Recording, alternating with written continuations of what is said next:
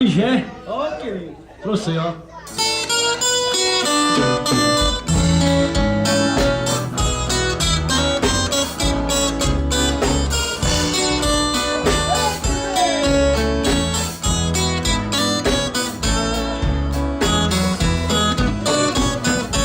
O que não tivesse a felicidade, deixa a cidade, vem conhecer meu ser tão querido, meu rei encantado, meu berço adorado que me viu nascer.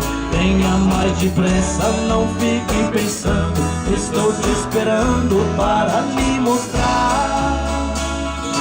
Vou mostrar-lhe os lindos rios de águas claras e as belezas raras do nosso luar.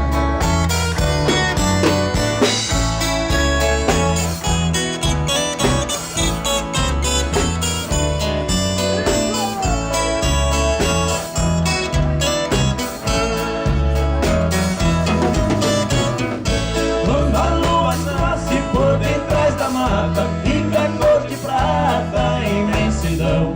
Então fico horas e horas olhando a lua pairando lá no ribeirão.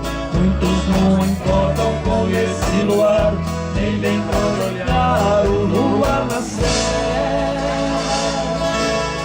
Pois eles não vivem, são seres humanos que estão vegetando em cima da terra.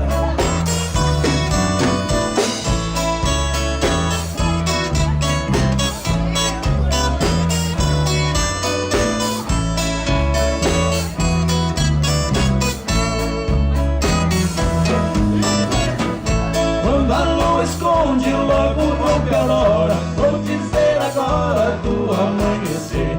Raios vermelhados e o horizonte, o sol lá no monte começa a bater. Lá na mata canta toda a passarada, e lá na palhada via o chororó.